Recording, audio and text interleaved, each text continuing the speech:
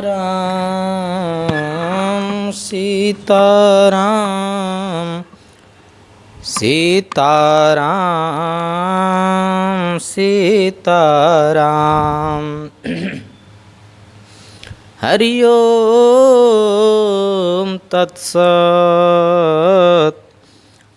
नारायण हरि। हरि ओम तत्सत्।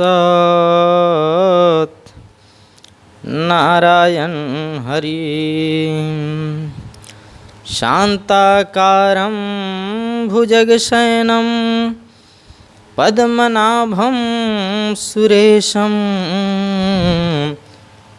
विश्वाधारं गगनसदृशं मेघवर्णं शुभांगं श्रीलक्ष्मीकान्तं कमलनयनं योगिभिर्ध्यानगम्यं वन्दे विष्णुं भवभयहरं सर्वलोकैकनाथं। जय जय श्री राधारमण, जय जय नवल किशोर, जय गोपी चित्तचोर प्रभु,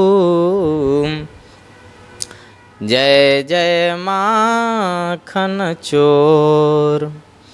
मूकं करोति वाचालं पंगुं लंघयते गिरिं, यत्कृपातमहं वन्दे परमानन्दमाधवम्।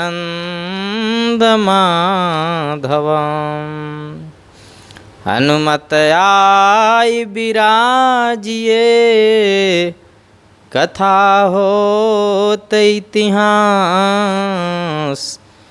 तुम सेवक रघुबीर के, हम तव चरणन दास। राम कथा के रसिक वरम, भक्तराज मति धीर। आयुष्वासन लीजिए, तेज पुंज कपिवीर। जत्र जत्र रघुनाथ कीर्तनम, तत्र तत्र कृतमस्तकांजलिं। बाष्पवारी परिपूर्णलोचनं, मारुतिं नमत राक्षसान्तकम्। ॐ हं हनुमते नमः। श्रीगणेशाय नमः। शाम्ब सदाशिवाय नमः। परमेष्ठी गुरुर्चरणकमलेभ्यो नमः।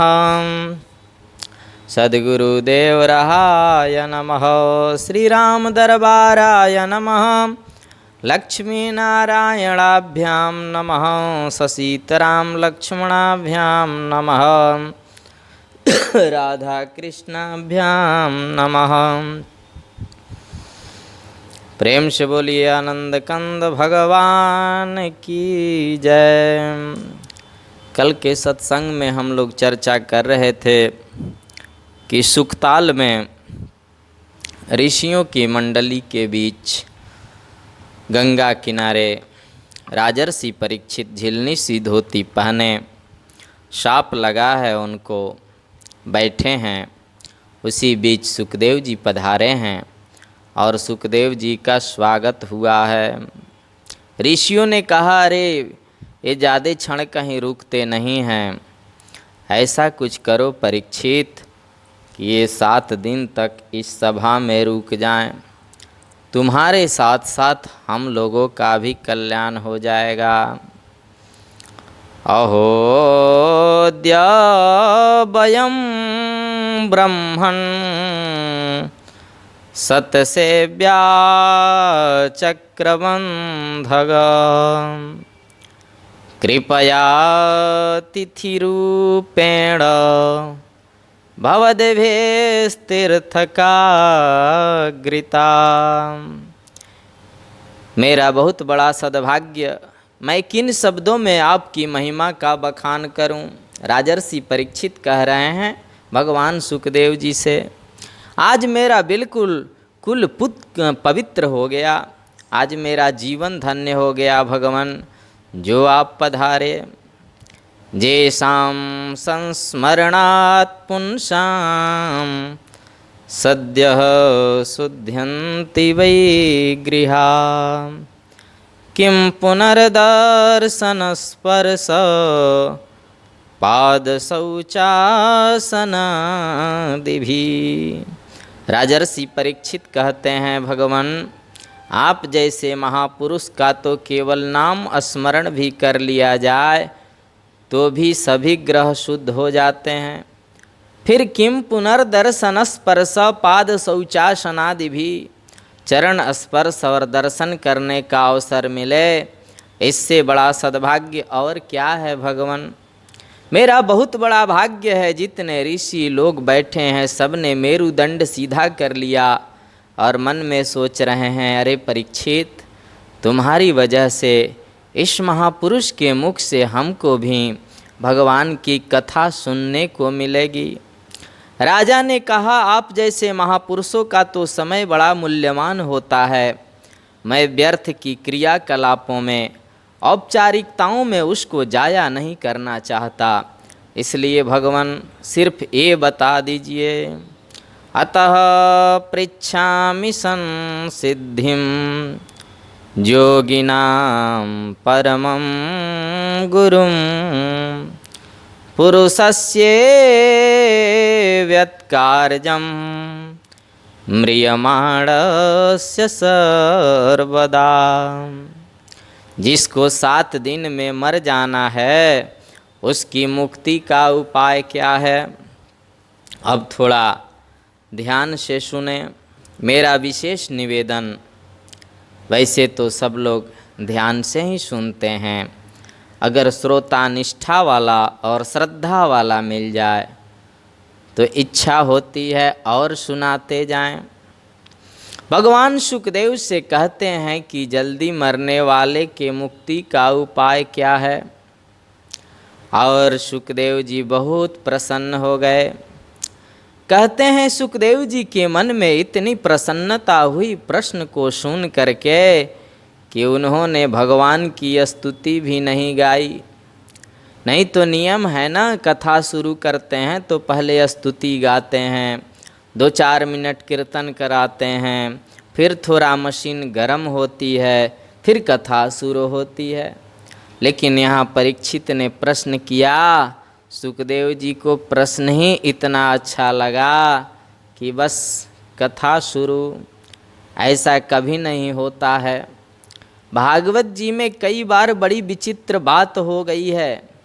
भगवान सुखदेव ने आंखें खोली, ऋषियों की मंडली को देखा, सामने बैठे परीक्षित को देखा और तुरंत बोलना शुरू कर दिए। बरीयाने सते प्रश्नः कृतो लोकहितो रपा, आत्मवेद सम्मतः पुंसां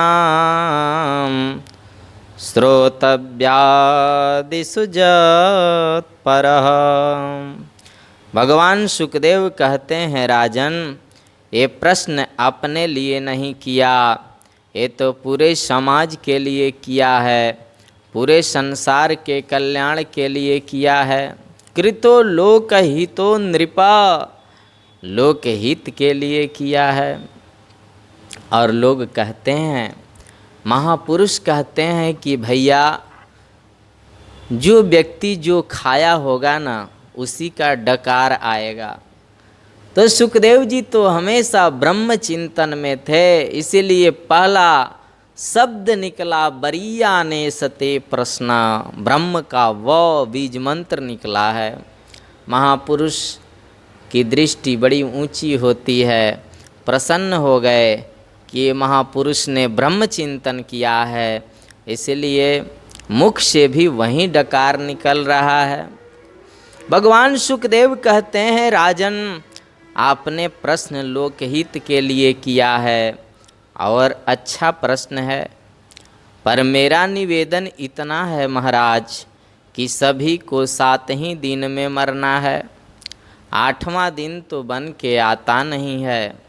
सतयुग में लोग 1,00,000 वर्ष जीते थे, 1,00,000 वर्ष से पहले कोई मरता नहीं था, और सतयुग के बाद में जब त्रेता युग आया तो एक 0 हट गया। त्रेता युग में लोगों की उम्र हो गई 10,000 वर्ष। त्रेता के बाद जब द्वापर आया तो एक 0 और हट गया। द्वापर में लोगों की उम्र 1,000 वर्ष की हो गई, और द्वापर के बाद जब कलयुग आया तो एक 0 और हट गया। कलयुग में लोगों की उम्र केवल 100 वर्ष की रह गई। शतम जीवेम शरदः। और मुझे लगता है महापुरुष जन कह रहे हैं कि महाकलयुग आएगा तो एक 0 और कम हो जाएगा का। हाँ, क्योंकि 3 वर्ष के बच्चे को चश्मा लगे देखा जा रहा है। एक कलयुग नहीं तो और क्या है। 12-13 वर्ष के बच्चे को बोलो बालों को सफ़ेद होते देखा जा रहा है, और 22 वर्ष का जुआ डायबिटीज पेशेंट हो जा रहा है। अब तो 100 में भी घट गया। कोई 100 वर्ष जी गया तो गिनीज बुक में नाम लिखवाते हैं। अब परीक्षित प्रश्न जीने का नहीं है और मरने का नहीं है। जितने दिन हम जीते हैं तो करते क्या हैं। 100 वर्ष में 50 वर्ष तो हमारे सोते सोते निकल गए।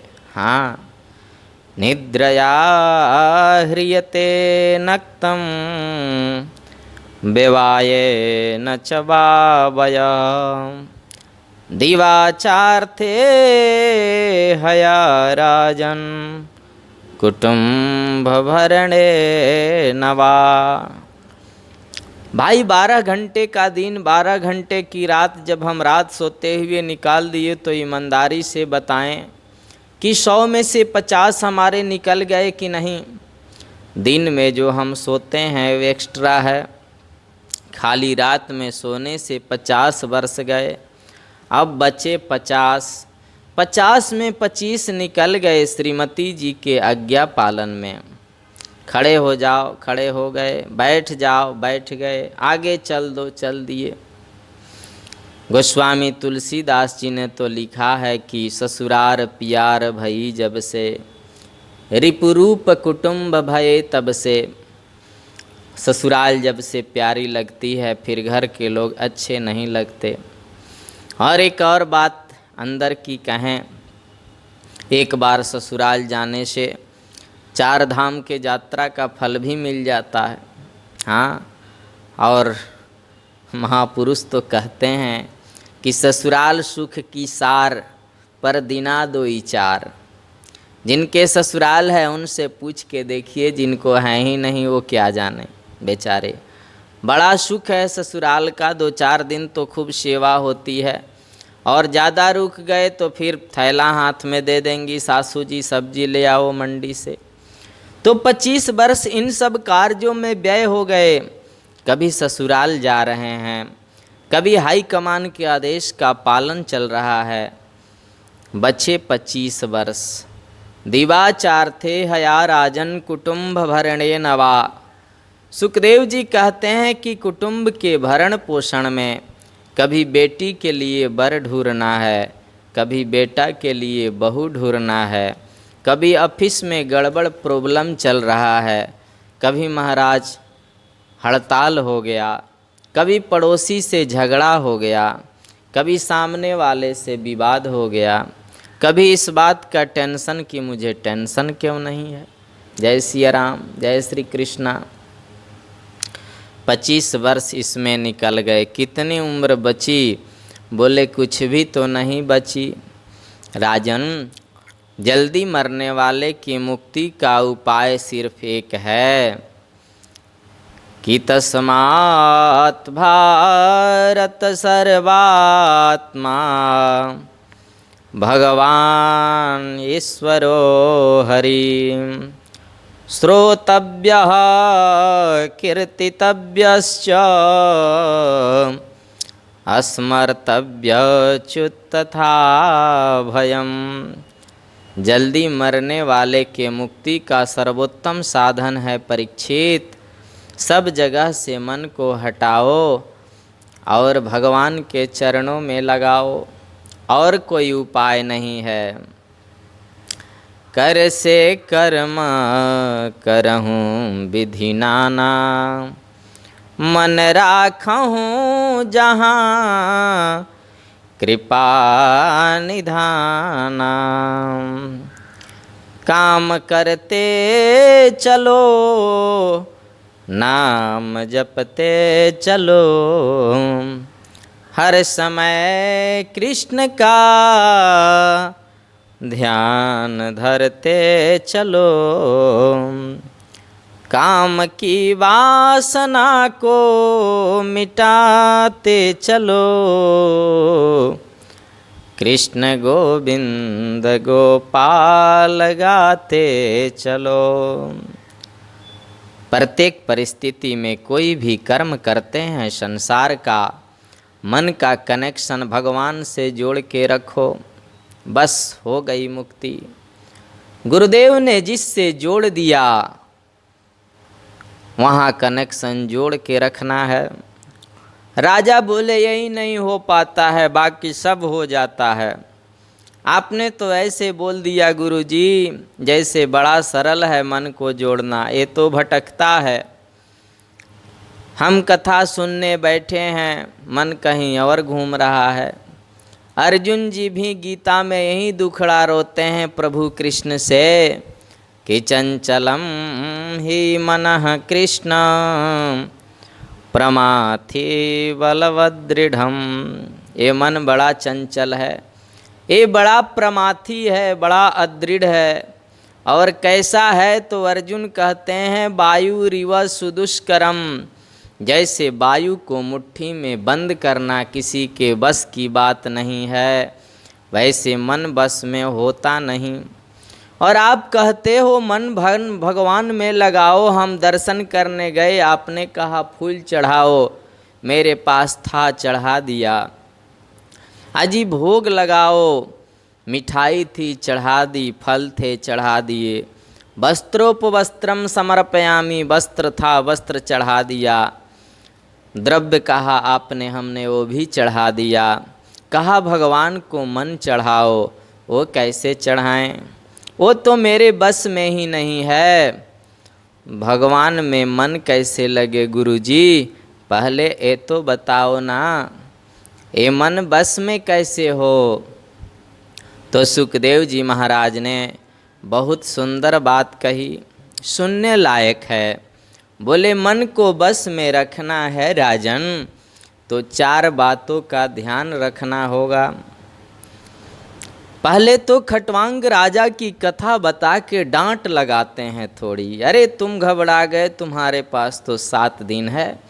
खटवांग राजा को तो मुहूर्त में ही मुक्ति मिली थी, फिर कैसे मुक्ति होगी मन लगने से, वो बता रहे हैं। अब मन को लगने का तरीका बता रहे हैं।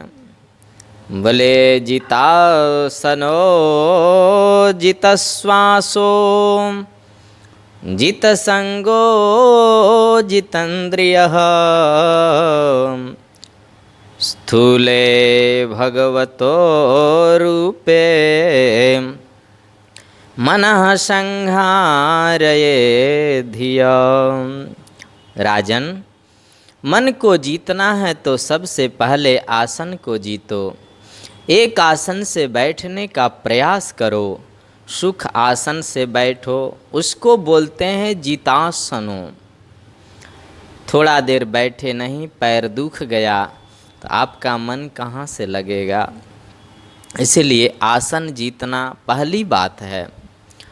दूसरी बात है जितश्वासो, अपने श्वास पर विजय प्राप्त करो।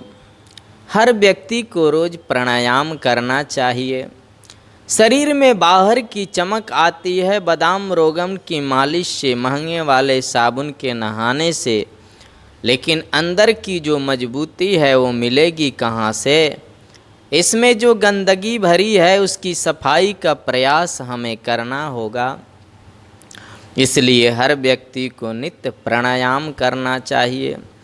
एक नासा छिद्र को रोककर दूसरे से श्वास को चढ़ाना, फिर दोनों को रोककर श्वास को अधिक देर तक रोकने का प्रयास करना, इस बीच गुरु मंत्र जो मिला है उसका जप करना, उस इष्ट का ध्यान करना, फिर पहले से धीरे धीरे श्वास को नीचे उतारना, ये पूरा कुंभक रेचक पूरक प्राणायाम की पद्धति है।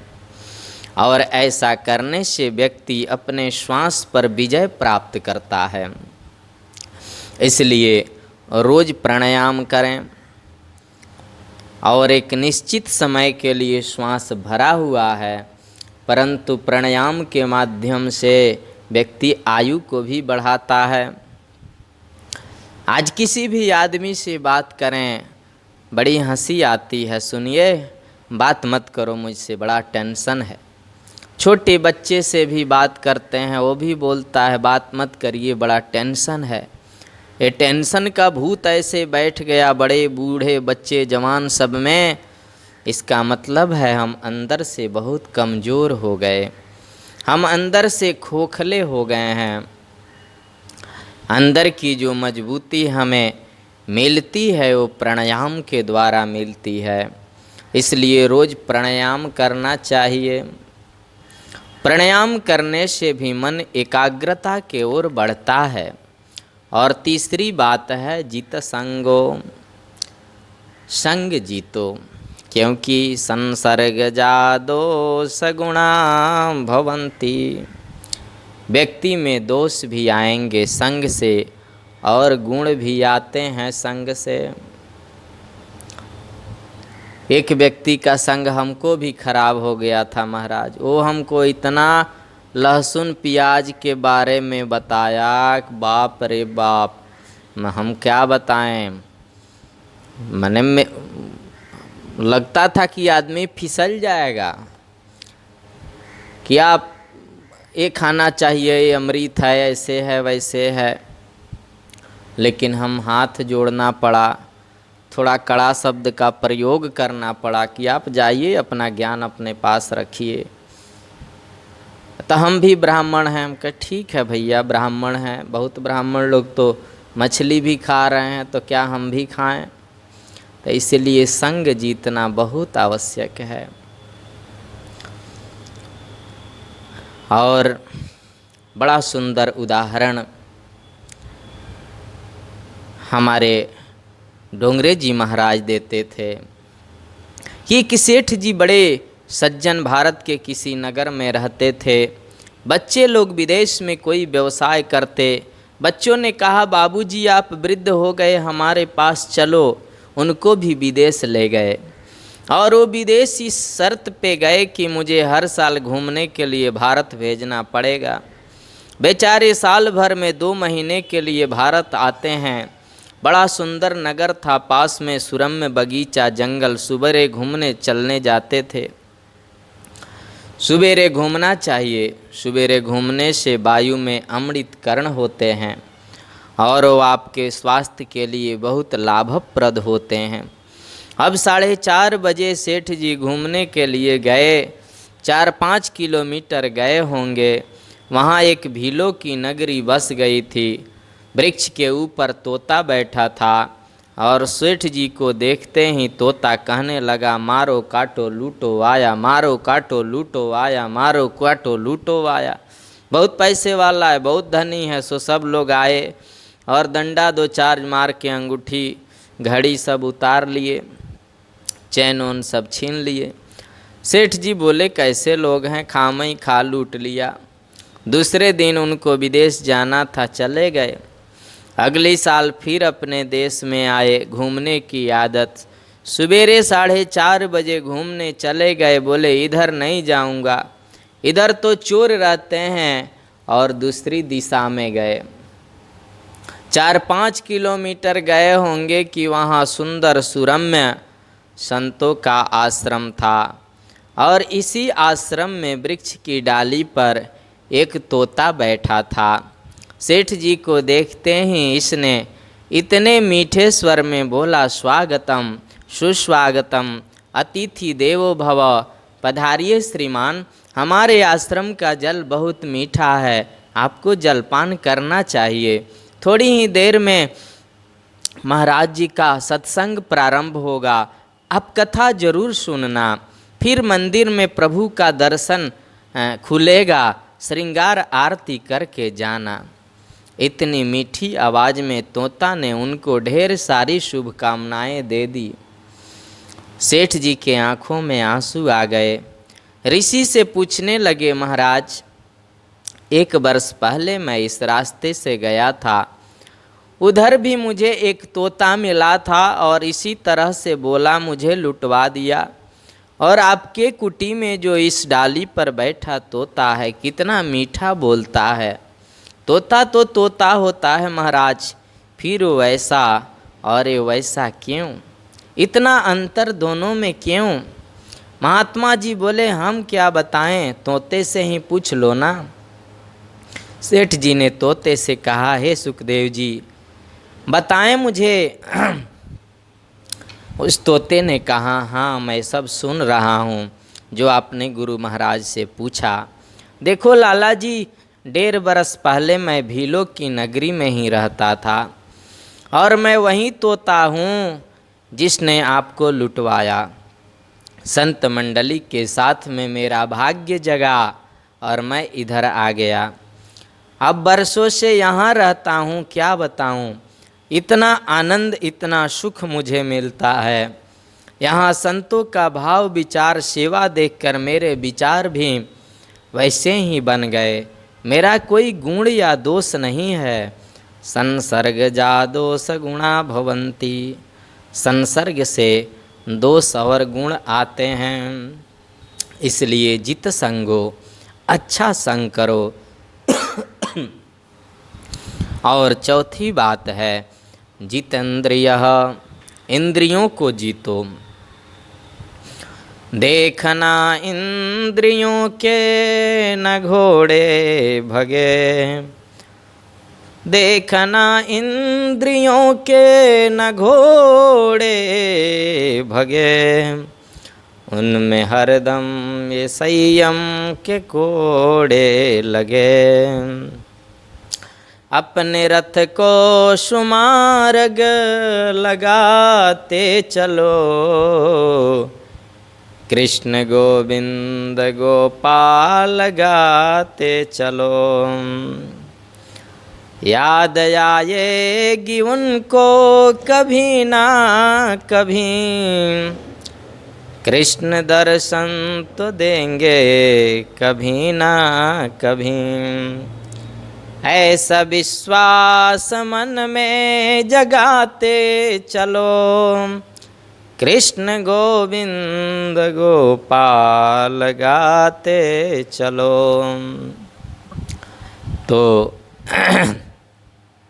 संग को जीतना है और इंद्रियों को जीतना है। एक भक्तमाल जी में चर्चा है और आदरणीय राजेंद्र दास जी एक कथा सुना रहे थे कि किसी गांव में एक मंदिर था, वहाँ एक महात्मा रहते थे, भगवान की सेवा करते। लोग आते, प्रसाद लेते, कीर्तन करते, चले जाते। सब लोग हाल समाचार पूछते, दंडवत प्रणाम करते। एक कन्या वहाँ और आती बकरी चराने के लिए, तराई क्षेत्र था। और वो सब लोग अपना अपना प्रश्न पूछते महाराज जी से। महाराज जी सबका समीचीन उत्तर देते भगवत दृष्टि से। लेकिन वो प्रतिदिन यही प्रश्न करती, बाबा आप बताओ, सबका जवाब देते हो, मेरा जवाब कभी नहीं देते हो। और रोज एक ही प्रश्न करती कि बाबा तुम्हारी दाढ़ी अच्छी कि मेरे बकरा की दाढ़ी अच्छी। अब कुछ लोगों को बुरा लगता, वो डांटते भी, लेकिन वो सुधरती नहीं। और महाराज जी कहते कि अच्छा बेटी, तुम्हारा जवाब भी कभी दूंगा। और महाराज जी के जाने का समय आ गया, शरीर शांत होने लगा, थका। गांव के लोग सभी आ गए, बड़े प्रेमी थे कि महाराज जी का अब अंतिम समय है, क्या इच्छा है पूछ लिया जाए। पूछे सब लोग, महाराज जी आपकी कोई इच्छा? बोले हाँ, वो गांव की जो बेटी है जो वो बकरी चराने के लिए आती है, वो किसी वेश्या की ही पुत्री थी, उसको बुलाओ। सब लोगों को आश्चर्य हुआ कि महाराज जी अंतिम समय में ये क्या कह रहे हैं, लेकिन अब आदेश है, बुलाना पड़ा। वो आई तो कहे कि बेटी तुम्हारे लिए मैं रुका हूँ, अब मेरा शरीर थोड़ा देर में शांत हो जाएगा और ये लोग हम इस शरीर का दाह क्रिया कर देंगे। लेकिन तुम रोज़ प्रश्न करती थी कि बाबा तुम्हारी दाढ़ी अच्छी कि हमारे बकरा की दाढ़ी अच्छी, तो आज मैं तुम्हारे जवाब देने के लिए रुका हूँ कि तुम्हारे इस पशु पामर कामी इस बकरा के दाढ़ी से करोड़ गुने अच्छी मेरी दाढ़ी, जो कुछ लेकर नहीं जा रहा हूँ, सीधे जा रहा हूँ, इसमें कोई दाग नहीं लगी है। वो पूछी कि बाबा तो मैं छोटी थी तब से अब नवजुवती हो गई, इतना देर क्यों लगा दी ये कहने में? लोगों को भी आश्चर्य लगा। बोले कि बेटी ये इंद्रियां भटकती है, इसीलिए मैं क्यों झूठ बोलूं कि मेरी दाढ़ी अच्छी, लेकिन आज अंतिम समय में कह रहा हूं कि अब बेदाग जा रहा हूं, मेरी दाढ़ी अच्छी, इसमें कोई दाग नहीं है। प्रेम से बोलिए भक्त वत्सल भगवान की जय। तो भगवान में मन अगर सच्चा रहेगा तो दाग लगने नहीं देंगे। तो इसलिए देखना है कि इंद्रियों के जो घोड़े हैं वो नहीं भगे और इसमें संयम के कोड़े लगे। चौथी बात है इंद्रियों को जीतना। ये चार हम धीरे धीरे कर पाएंगे तो मन एकाग्र होगा। मन चारों से भी जरूरी, और इन चारों से भी जरूरी मैं ये समझता हूँ परीक्षित, वो है जल्दी उठना। सुबह 4 से 4:30 बजे का जो टाइम है ना, वह उससे बोलते हैं ब्रह्म मुहूर्त। वैसे 3 बजे से ही ब्रह्म मुहूर्त प्रारंभ हो जाता है। कुछ मतों के अनुसार 2:30 बजे से ही ब्रह्म मुहूर्त प्रारंभ हो जाता है। इसको अमृत बेला बोलते हैं। उस समय हमें जग जाना चाहिए, बल्कि उठ जाना चाहिए। 4 बजे उठ जावें और कोशिश करें कि सूरज निकलने से पहले पहले स्नान कर लें। वैसे तो उठते ही सबसे पहले अपने हाथों का दर्शन करना चाहिए। काराग्रे बसते लक्ष्मी कर मध्य सरस्वती करमूले तु गोविंद प्रभाते कर दर्शनम। बड़ा सुंदर श्लोक है। यानी कर के अग्रभाग में माता लक्ष्मी का वास है। हम कर्म करेंगे, परिश्रम करेंगे तो माता लक्ष्मी की कृपा होगी, और कर से ही कर्म होता है। फिर लिखा है कर मध्य सरस्वती, कर के मध्य में सरस्वती माता का वास है। यानी कर्म के पथ पर हम आगे चलेंगे तो सरस्वती माने ज्ञान भी हमें प्राप्त होगा। और कर्मूले तु गोविंद, कर्म करते करते यदि कर्म में निष्कामता आ जाए, सत्संग मिलने लगे, तो गोविंद को भी हम प्राप्त कर सकते हैं। कर के द्वारा भगवान को भी पा सकते हैं। इसलिए प्रभाते कर दर्शनम, प्रभात में कर दर्शन करें। और कई लोगों को तो ये देखा गया है, सुना गया है, लोग आप बीती कहते भी हैं कि महाराज हम तो चदरिया में से मुंह निकालते ही चाहते हैं कि चाय मिल जाए, और मुखड़ा निकालते ही पूछते हैं कि चाय बन गई क्या। पहले कन्फर्म करते हैं, फिर धर्मपत्नी जी चाय का प्याला लेके आ जाती हैं और धीरे धीरे वो चाय का प्याला समाप्त कर जाते हैं। ये अच्छी बात नहीं है। तो प्रभाते कप दर्शनम, कप दर्शन नहीं करें, प्रभाते कर दर्शनम, कर दर्शन करें। कितनी सुंदर पद्धति हमारे ऋषियों ने बनाई। समुद्र बसने देवी पर्वतस्थन मंडले, विष्णुपत्नी नमस्तुभ्यं पादस्पर्शम क्षमस्व में। हे माता, मुझे क्षमा करना, मैं कर्म करने के लिए और आपके ऊपर पैर रखने को विवश हूँ, ये भावना है। फिर हम कर्म में प्रवृत्त हो जाएं। कर्म से निवृत्त होकर इन 4 बातों को ध्यान रखें। प्राणायाम के द्वारा श्वास जीतना, अच्छे पुरुषों का संग करना और इंद्रियों पर विजय प्राप्त करना। फिर एकांत में बैठ करके स्थूल रूप से परमात्मा का चिंतन करें। चिंतन करते करते करते एकाग्र हो जाए। सीधी सी बात है राजन, चिंतन को बढ़ाओ और चिंता को मिटाओ। हमारे सामने समस्या क्या है? चिंता हम छोड़ते नहीं, चिंतन कभी करते नहीं। चिंता को त्यागो और चिंतन को बढ़ाओ तो भगवान दूर नहीं हैं। चिंता संसार की होती है, चिंतन भगवान की होती है। सुन करके परीक्षित को अच्छा लगा, लेकिन प्रभु किसके प्रति आस्था ज़्यादा रखें यह भी बताइए। सुखदेव जी कह रहे हैं, परीक्षित ये तो मैं कल के सत्संग में बताऊंगा। प्रेम से बोलिए आनंद कंद भगवान की जय, सद्गुरुदेव भगवान की जय, देवराहा बाबा सरकार की जय। हर हर महादेव शंभो, नमः पार्वती पतये।